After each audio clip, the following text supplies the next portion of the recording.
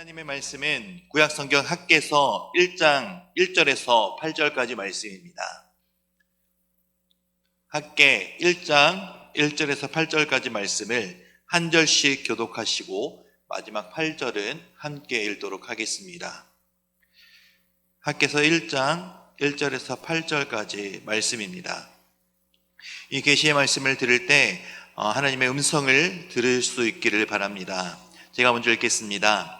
다리오 왕 제2년 여섯째 달 곧 그 달 초하루에 여호와의 말씀이 선지자 학개로 말미암아 스알디엘의 아들 유다 총독 수르바벨과 여호사닥의 아들 제제사장 여호수아에게 임하니라. 이르시되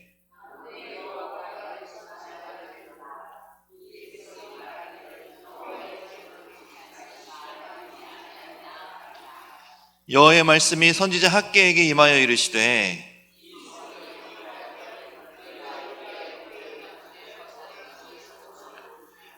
그러므로 이제 만군의 여호와가 이같이 말하노니 너희는 너희의 행위를 살필지니라.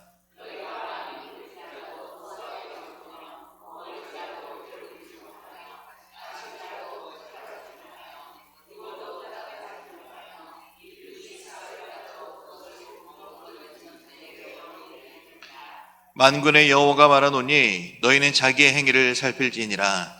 너희는 산에 올라가서 나무를 가져다가 성전을 건축하라. 그리하면 내가 그것으로 말미암아 기뻐하고 또 영광을 얻으리라. 여호와가 말하였느니라. 이는 하나님의 말씀입니다. 아멘. 성도님들 책 좋아하십니까? 책 얼마나 많이 보시나요? 어떤 책들을 많이 보십니까? 성경책 많이 보시죠? 또 성경책 말고 다른 책들은 안 보시나요? 저는 초등학교 5학년 때 삼국지라는 책을 만화책으로 이제 시작하는 것을 계기로 책을 굉장히 많이 읽게 되었습니다.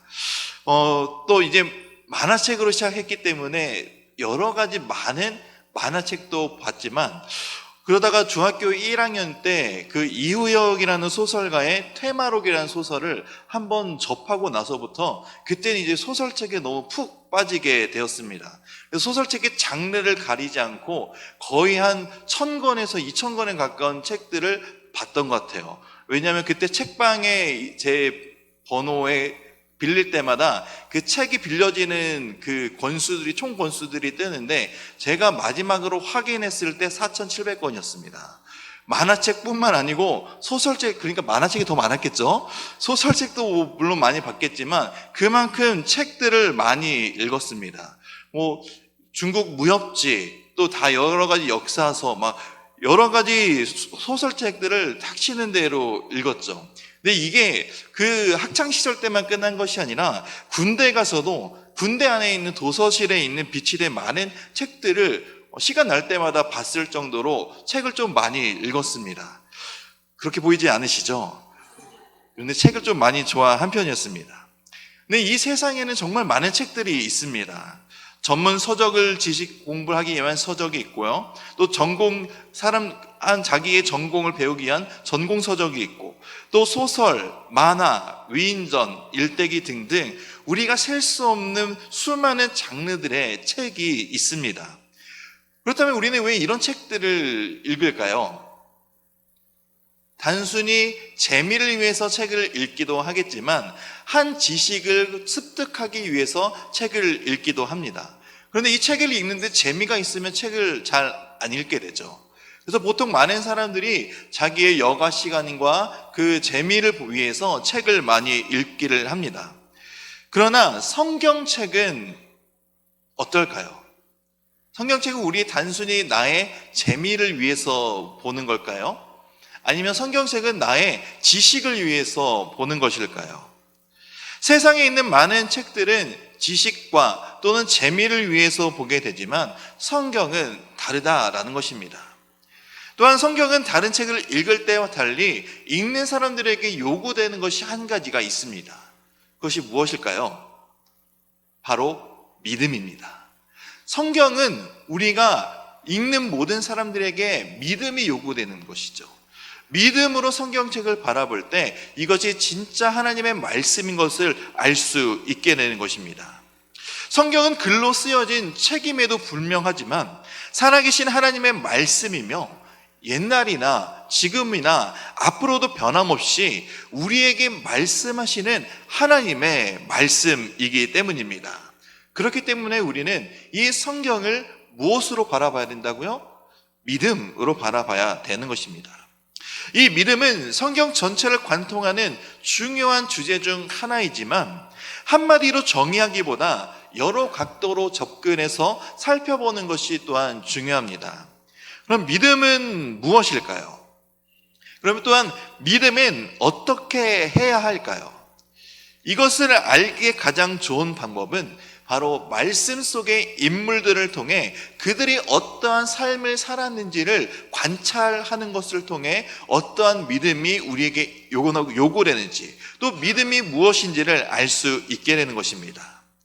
왜냐하면 성경에 등장하는 수많은 인물들은 허구의 인물들이 아닌 실제 역사 속에 실존했었던 인물이며 그들을 통해 하나님이 일하셨고 또 그리고 하나님이 그들을 사용하셨기 때문입니다. 성경의 인물을 통해 그렇기 때문에 우리는 믿음을 알아볼 수 있습니다. 그래서 우리는 성경에 나오는 인물들을 무슨 조상이라고 부릅니까? 믿음의 조상이라고 부릅니다. 우리는 이런 믿음의 조상들을 살펴보므로 믿음의 삶을 위해 필요한 요소들이 무엇인지 알 수 있게 되는 것이죠. 그래서 막연하게 다가오는 믿음이 아니라 하나님의 사람으로서, 하나님의 자녀로서 이 세상을 이기는 분명한 믿음을 가질 수 있다는 사실을 믿으시기 바랍니다. 그래서 오늘은 이 학개서를 통해서 하나님 앞에 점검하는 믿음을 살펴보고자 합니다. 하나님을 향한 믿음과 우리가 살아가는 삶은 결코 동떨어진 것이 아닙니다. 지속적으로 우리의 삶을, 우리 자신의 삶을 돌아보고 들여다보았을 때 하나님의 기준으로 우리의 삶을 점검할 수 있습니다. 그리고 그리스도인들의 모든 삶은 바로 하나님 곁에 절대적으로 붙어 있어야 살아갈 수 있다는 것 또한 우리는 늘 기억해야 됩니다. 그렇기 위해서 우리의 삶을 가장 먼저 무엇을 점검해야 하겠습니까? 바로 우리의 삶의 우선순위가 무엇인지, 나의 기준이 세상에 있는지 아니면 하나님의 말씀과 하나님의 뜻에 있는지, 나의 삶과 나의 생각과 삶의 태도가 하나님의 뜻에 맞는지 점검할 때 우리는 하나님을 믿는 믿음이 흔들리지 않고 굳건하게 서서 이 세상을 살아나갈 수 있다라는 것입니다. 오늘 본문인 학개서는 스가랴서와 더불어 바벨론 포로에서 귀환한 이스라엘 백성들이 제2의 성전 건축과 관련하여 하나님의 말씀이 선지자 학개에게 임하여 기록된 책입니다.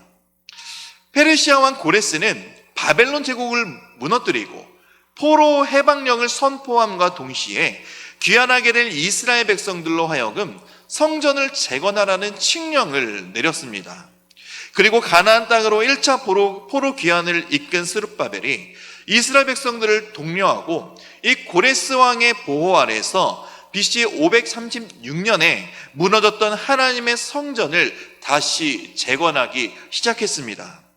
한마음 한뜻으로 예루살렘의 이전의 모습을 꿈꾸며 성전 재건과 성벽 재건을 시작하였지만 이 성전 재건은 얼마 못 가 중단되게 됩니다. 성전 재건의 두 대적이었던 사마리아 사람들이 바로 성전 재건을 방해하였고, 아닥사스다 왕 때에는 루흠과 심세라는 사람들이 성전 건축을 방해하기 위해 아닥사스다 왕에게 이스라엘 백성들이 성전 건축을 하게 되면 그들이 다시는 왕에게 세금을 바치지 않을 것이기에 금전적 손해가 생기게 될 것입니다. 또한 왕의 영토 중에 서쪽 영지가 없어지는 결과를 가져올 것이다 라는 아기애찬 고소를 하였기에 이런 고소 때문에 아닥사스다 왕은 이 두 사람의 공문을 받아들여 공식적으로 성전 재건 사업을 중단시키게 되었습니다. 또한 이러한 일들로 성전 재건이 멈춰버리게 되자 귀환했던 그 포로 공동체의 백성들은 이제 하나님의 성전을 쌓으려고 하는 일보다 자기 자신의 삶의 터전을 먼저 복구하고 회복시키려고 하는 일에만 몰두하게 됩니다. 결국 하나님의 공동체, 하나님의 나라의 일과 하나님을 먼저 바라봐야 되는 우선순위가 사라지고 나 자신의 것들, 내 가족들, 내 계획이 우선이 되어버렸다라는 것입니다. 결국 이러한 반대와 또 자신들의 이성만 챙기는 이런 이스라엘 백성들의 행태 때문에 무려 16년이라는 기간 동안 성전 재건이 되지 않았습니다. 이러한 상황에 하나님의 말씀이 학개 선지자에게 임하게 된 것입니다. 하나님께서는 학개 선지자에게 성전 재건을 명령하는 예언을 하게 하셨고 또 그 말씀에 감동을 받은 백성들이 모두 함께 성전 재건을 시작해서 하나님의 말씀을 받은 다리오 왕 2년부터 이 성전 재건이 시작되는 것입니다. 이런 배경을 기반으로 우리는 이 말씀을 통해 우리의 믿음은 어떠한지 한번 점검해 보고자 합니다. 첫째로 점검 대상, 믿음의 점검 대상은 바로 우선순위입니다. 우리 4절 말씀을 다시 함께 읽겠습니다. 이 성전이 황폐하였거늘 너희가 이때에 판벽한 집에 거주하는 것이 옳으냐. 아멘. 하나님의 명령을 따라 바벨론에서의 삶의 터전을 버리고 폐허가 된 고향 예루살렘으로 돌아와서 성전 재건을 위해 노력했지만 여러 방해로 인해 성전 건축이 중단되자 자기 자신들의 집을 세우고 또 농사를 짓고 살아가는 일에 초점을 두었다라고 말씀을 드렸습니다. 이것은 하나님의 일에 우선순위를 둔 것이 아니라 자기의 삶, 나의 것을 먼저 우선순위에 둔 것을 의미하는 말씀입니다. 그래서 귀환한 사람들은 2절 말씀처럼 여호와의 전을 건축할 시기가 이르지 아니하였다라고 말하며 하나님의 뜻을 따르지 않고 포기하고자 합니다. 이런 백성들을 향해서 하나님은 학개 선지자를 보내셔서 성전이 황폐하였거든 너희가 이때 판벽한 집에 거주하는 것이 옳으냐라고 반문하시는 것입니다. 성전이 황폐하였다고 말씀하시는 것은 하나님은 하나님의 집인 성전이 세워지지 않았다라고 해서 질책하시는 것이 아닙니다. 단순히 성전이 다시 재건되지 않았던 것 때문에 화를 내시는 것이 아니라 성전 재건을 중단하고 황폐한 채로 내버려둔 이 선민 이스라엘 백성들의 영적인 무관심과 나태함을 꼬집고 계시는 것이 바로 이 말씀입니다.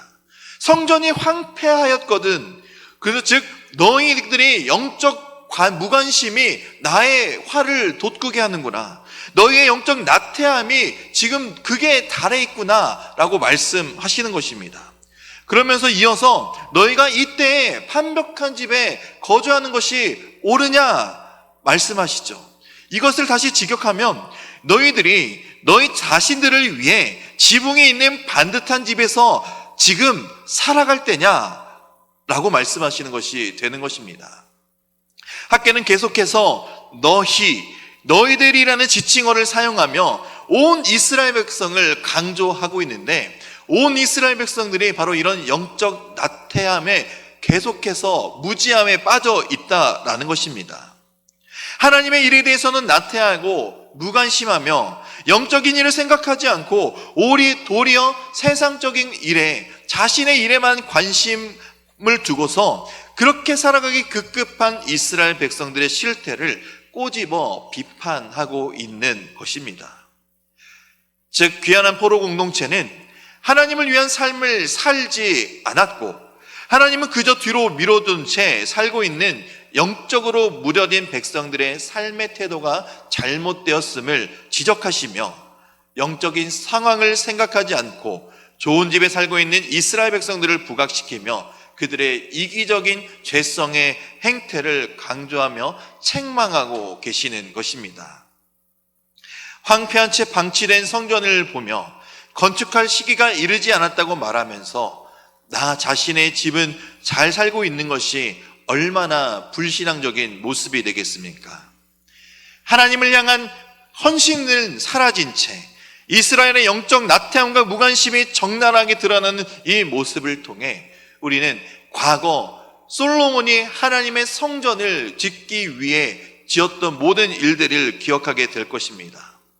다윗은 하나님의 궤는, 자신은 백향목 궁에 살지만 하나님의 궤는 휘장 가운데 있음을 안타까워한 이 다윗의 심정을 떠올리게 되며 하나님을 생각하지 않는 이들의 모습을 깨닫게 되는 동시에 삶의 우선순위가 바로 하나님이어야 된다는 중요한 사실을 알려주고 계시는 것입니다. 우리는 어떠한 삶을 살고 계십니까?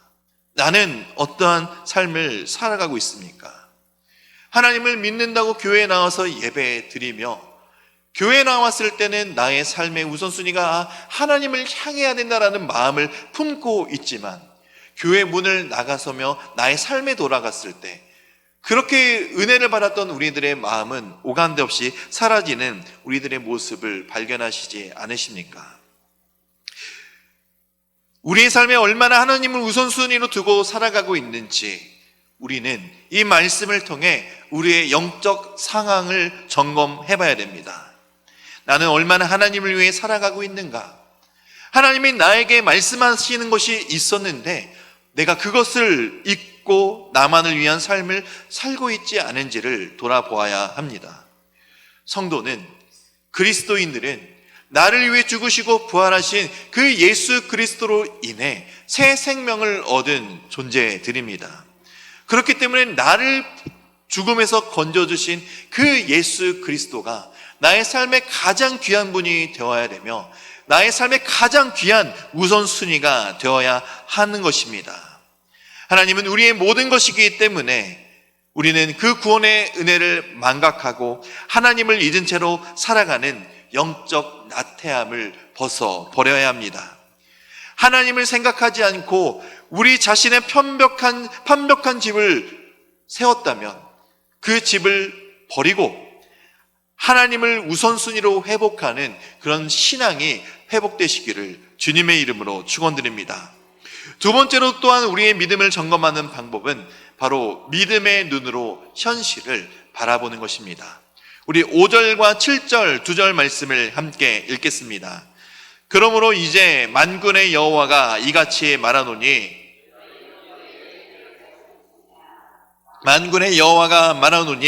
너희는 자기의 행위를 살필지니라. 아멘. 하나님께서는 학개를 통해 5절과 7절의 두 번에 걸쳐 너희는 너희의 행위를 살펴라, 그리고 자기의 행위를 살펴라 라고 말씀하고 있습니다. 이것은 회개를 촉구하시는 하나님의 말씀입니다. 행위라는 것은 길이라는 뜻이라는 의미를 지니고 있습니다. 그러므로 여기서 행위는 단편적인 몇 가지의 행위가 아니라 그들이 지금까지 살아온 모든 삶의 과정을 포괄적으로 지칭하는 뜻으로 사용된 것입니다.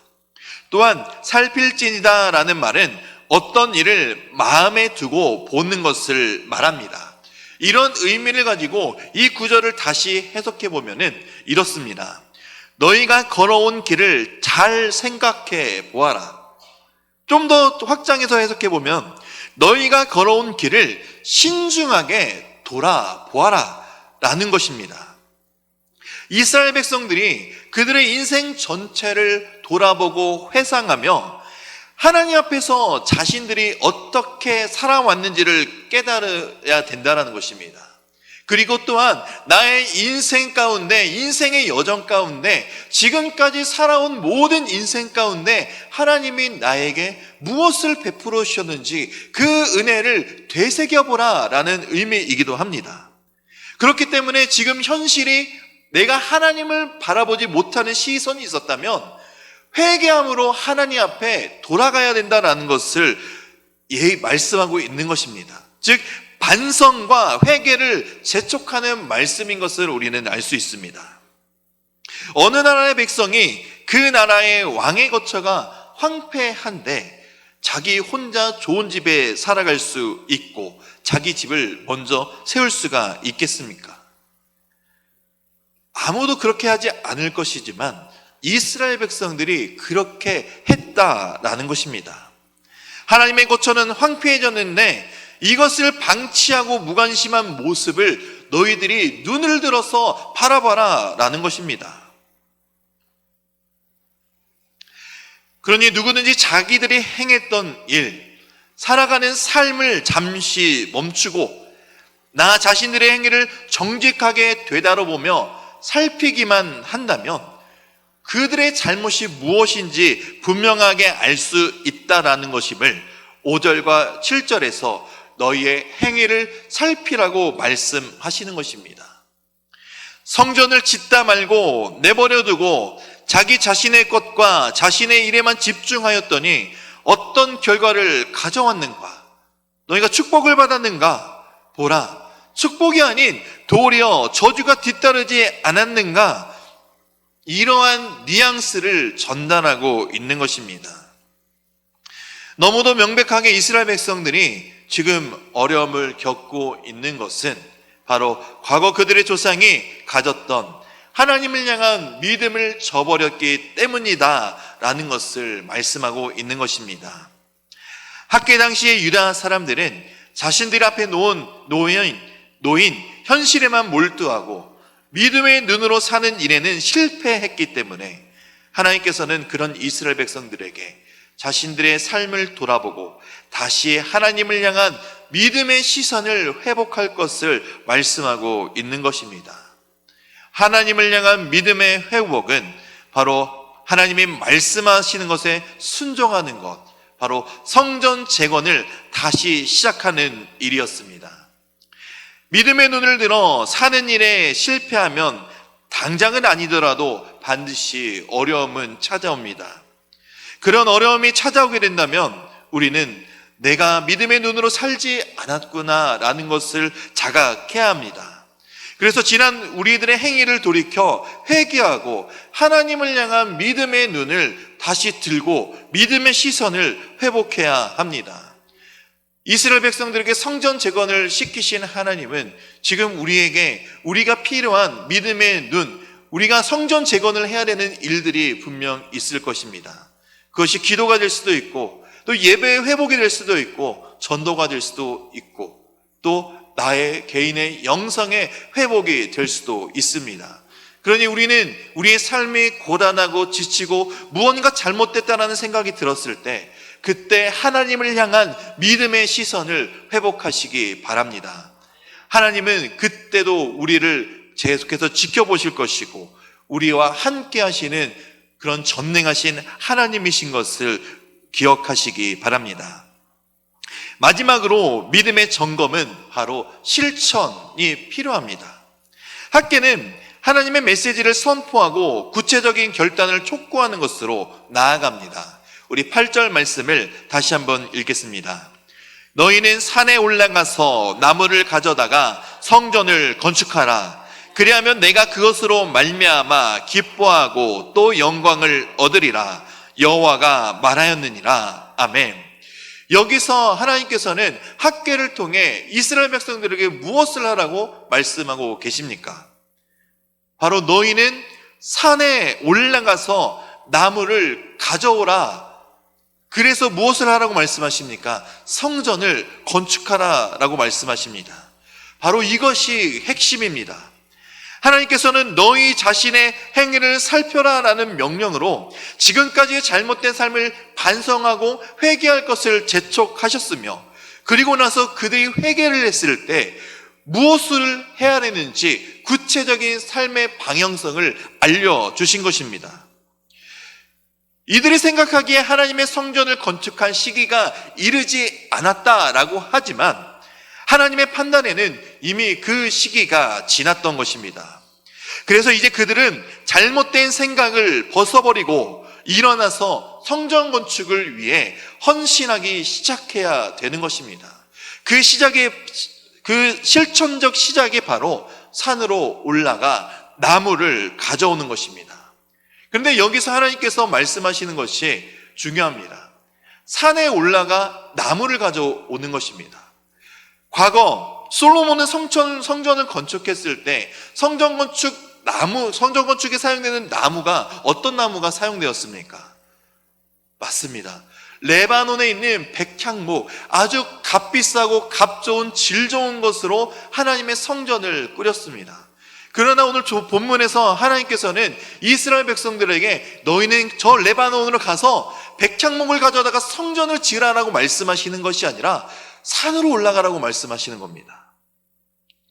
이것은 바로 실천할 수 있는 것, 값비싼 것이 아니라도 하나님의 말씀을 듣고 실천하는 것을 하나님이 원하신다라는 것입니다. 바로 말씀을 듣기로만 해서 끝나는 것이 아니라 작은 실천이라도 하는 것이 하나님이 기뻐하시는 말씀에 순종하는 삶인 것을 우리는 잊지 않아야 합니다. 지난 삶의 우선순위가 잘못된 것을 발견하였고 또 믿음의 눈을 들어 우리의 현실을 직시했다면 우리가 이어져야 하는 것은 바로 하나님의 말씀에 순종하며 행동하는 것입니다.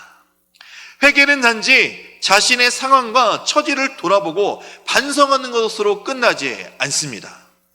그동안에서 죄악된 습관에서 돌아서는 분명한 행동, 그리고 더 나아가 구체적인 행동까지 시행되는 것이 바로 하나님의 말씀에 순종하는 것임을 기억하시기 바랍니다. 나 자신의 믿음을 점검해야 하고 그 믿음의 점검의 결과, 믿음의 점검에서 우리는 하나님을 향한 발걸음의 첫 단계에서 다음 단계로 나아갈 수 있게 되는 것입니다. 말씀에 순종하는 것은 거창하게 무엇을 계획하는 것이 아닙니다. 또 무엇을 구체적으로 정하지 않아도 됩니다. 그저 우리에게 주신 하나님의 말씀을 듣고 그 말씀 가운데 우리에게 주신 마음의 감동이 있다면 그 마음의 감동을 버리지 않고 그 말씀에 이끄는 대로 삶으로 실천할 때 그때 우리 비로소 하나님의 그 사랑과 은혜가 더 우리에게 임하게 될 것이라는 사실입니다. 하나님은 거창한 것이 아니라 바로 아주 작은 것, 산에 있는 나무를 베기 시작하는 것으로부터 성전을 건축하기 시작하는 그 실천의 모습을 기뻐하신다는 점을 우리는 잊지 않아야 됩니다. 우리는 알게 모르게 또는 기억할 수도 있고 못할 수도 있지만 지난 우리의 믿음의 삶을 돌아보면 때때로 우리가 하나님을 향한 사랑의 고백을 했었고 또 헌신을 다짐했으며 하나님을 위해 살아가겠다고 결단했던 지난날의 고백들이 있을 것입니다. 그러나 각박해져만 가는 우리의 삶을 살면서 우리가 하나님 앞에 있었던 모든 고백과 결단을 잊고 살아가고 계시지는 않으십니까? 하나님 앞으로 나아가야 되는데 계속해서 하나님과 멀어지는 삶을 살게 될 때 그때 오늘 말씀을 기억하시기 바랍니다. 우리는 우리 자신의 삶의 우선순위를 하나님으로 먼저 세워두고 그리고 우리의 믿음의 시선을 세상으로부터 다시 하나님으로 돌리는 회개가 일어나야 되며 그리고 그 회개를 시작했을 때 우리에게 주신 그 말씀에 순종하는 작은 실천을 하게 될 때 우리는 바로 하나님이 기뻐하시는 삶을 살아갈 수 있습니다. 하나님을 향한 마음을 다시 되찾으시기 바랍니다. 그래서 우리는 매일매일 우리의 스스로의 삶을 점검해 봐야 됩니다. 그래서 제가 지난 교회에서도 그랬고 우리 청년 아이들한테도 이렇게 얘기합니다. 아침에 일어나서 하나님께 기쁨의 감사의 기도를 드리고 매일 밤 잠들기 전 나에게 주신 그 은혜를 한번 생각해 보는 그 믿음의 점검을 해봤으면 좋겠다라고 이야기합니다. 물론 쉽지는 않습니다. 물론 매일매일 이렇게 자신의 믿음의 생활을 점검하게 된다면 은혜가 넘칠 것이지만 매일매일 삶을 살아가다 보면 놓치고 피곤함으로 그냥 내일 다시 하면 되지 라고 생각할 수도 있지만 우리가 오늘부터라도 자기 전 침대에 누워서 오늘 하루 나에게 주셨던 하나님의 은혜를 되새겨보고 또 내일 아침에 일어나서 하나님이 나를 통해 일하실 그 하루를 기대하며 살아가실 때 우리는 매일매일의 삶이 조금씩 믿음의 눈을 들어 성장하는 삶이 될 것입니다. 그러니 우리 한번 믿음을 점검해 보는 시간을 반드시 가져보시기 바랍니다. 말씀으로 우리의 믿음을 점검하고 삶을 돌아보며 다시 점검할 때 하나님은 우리에게 은혜를 주셨으며 또 은혜를 또한 내려주실 것입니다. 그리고 말씀을 따라 살아가는 능력을 반드시 우리에게 주실 것입니다. 그 은혜의 하나님을 향한 믿음의 시선을 놓지 않고 살아가시기를 주님의 이름으로 축원드립니다.